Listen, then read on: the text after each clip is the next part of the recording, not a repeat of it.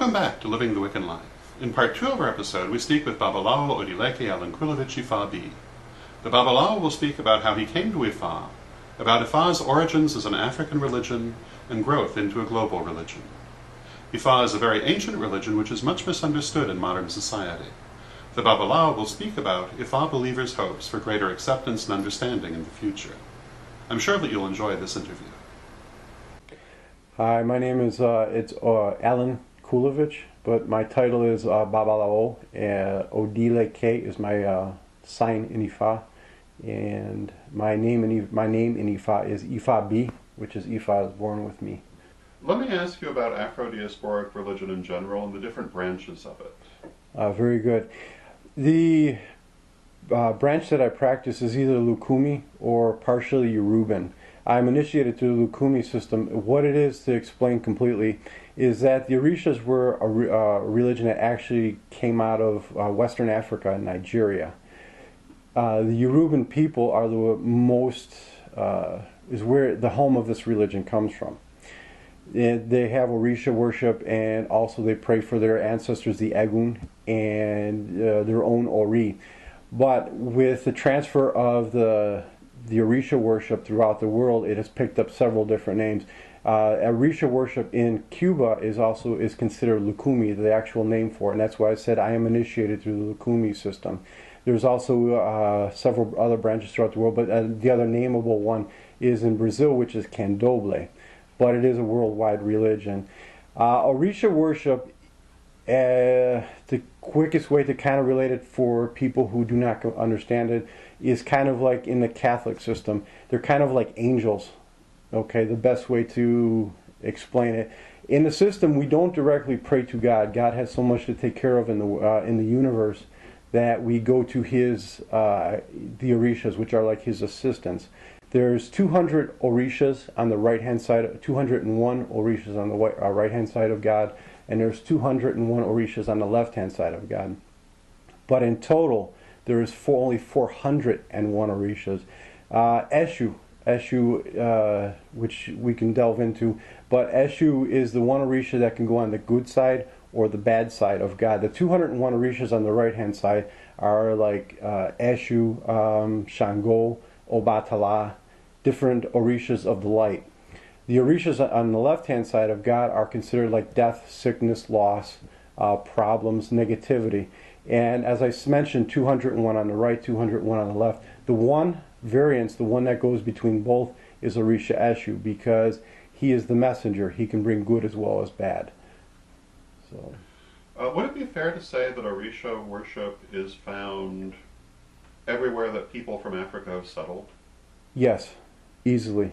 And it's even spreading far beyond that. There are now, there's a lot of Orisha worship in Europe and Asia, and it's all over the world. It is a worldwide religion, which is good. Now, you're not yourself African. No, I am not. No, I am not. So it would be fair to say that this religion is practiced by people of many different backgrounds. Definitely. It is, as all religions should be. It is an open door for everybody. It is, a way to better your life. The whole purpose of even myself being part of this religion too is what is called Iwa Pele. It is to have good character, to be of good character, and with helping out other people to get to their proper destiny, their proper road.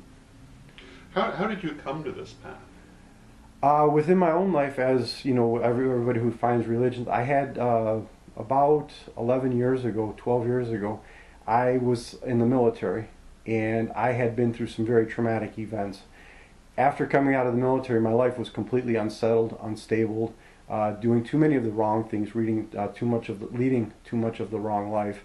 My brother, the true one that has helped me out in my life, my leader, the one who has opened the path for me, he specifically said that you can't continue living like this. You are meant to have a long and prosperous life, and the road that you're leading right now is not as it should be. Through that, I started to receive my warriors, which is Eshu, Ogun, Ochosi, and Osun. They helped to start actually making things move, started opening the roads in my life. On completion of that, the next thing that came out was I needed my one hand of my and other names for it are Owo Ifa Khan in Nigerian, or Lamano de Ifa, which is considered to have the one hand of God, able to, or one hand of Ifa, to able to actually speak to heaven to try and get things moving. With everything else in life as good things, there's always a price tag. Mine was to become a Babalawo, which is no regrets whatsoever, which is what has made life very good.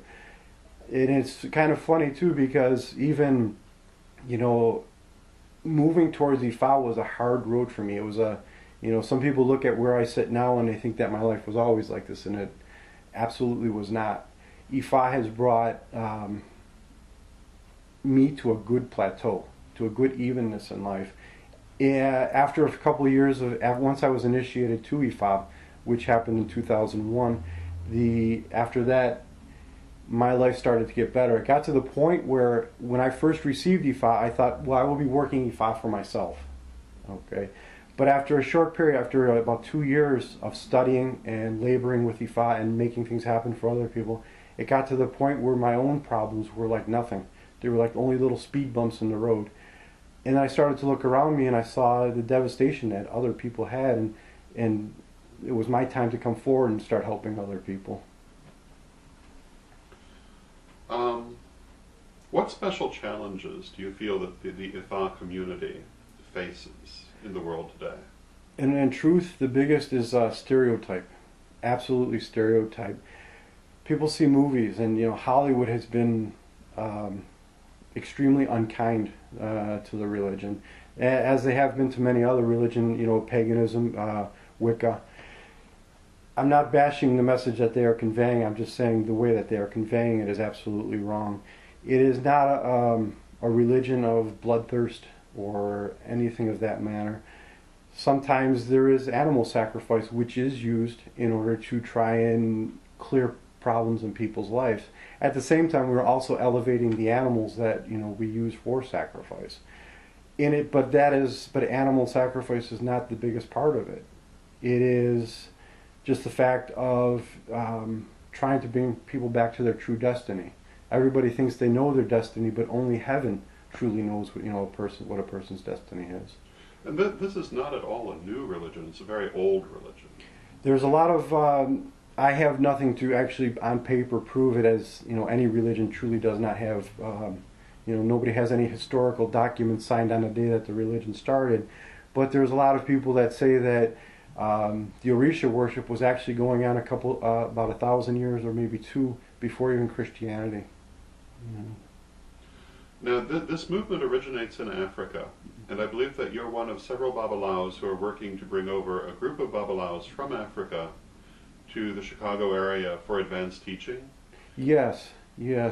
What this is for is, in order to strengthen our own house, we want to get learn as much about the religion from as many different kind of societies, through the Lukumi, through the Yoruban, and anybody else that is elders that are willing to teach.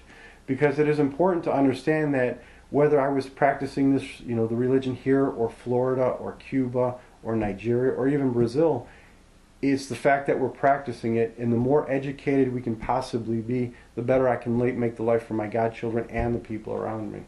So it is important, in order to bring alternate voices in, to educate. And if people would like to find out more about that, about the petition to help bring those people here to teach, they could email you? Yes. My email address is Kulea, as in Alan, 641 at robertmorris.edu. Or you can contact me directly at 708-227-4588, along with any other questions that you might have.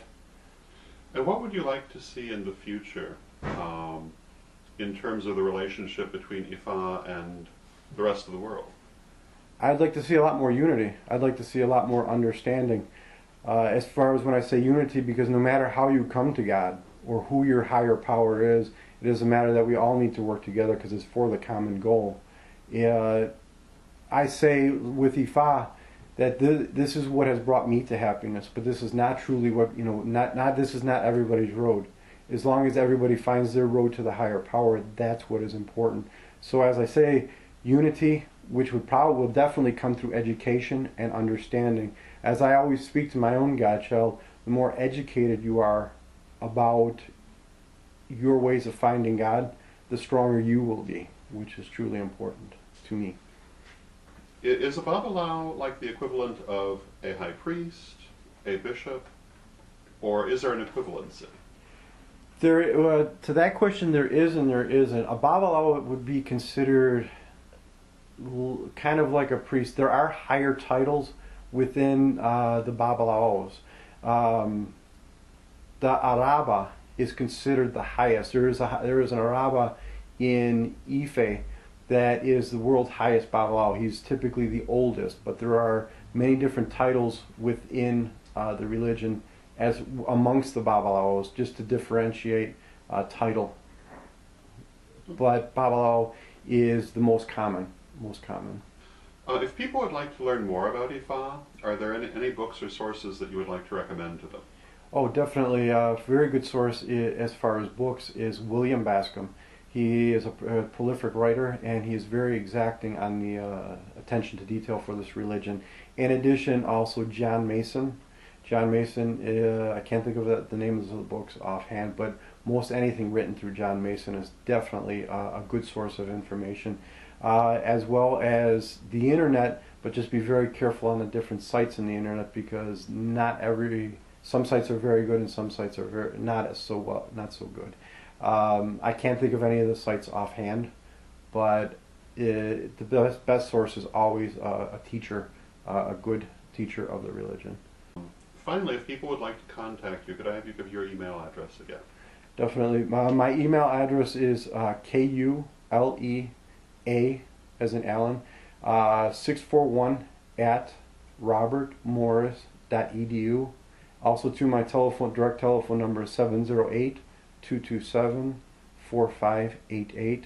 I'm available for classes, also just for private conferences, also for divination and anything else to help try and put people on the right path. Thank you very much. Thank you, Donald. I appreciate it. I hope that you enjoyed this episode of Living the Wiccan Life, and you'll join us again in future episodes as we continue to bring you the best interviews with pagan and alternative spiritual leaders from around the world. Until next time, may you blessed be.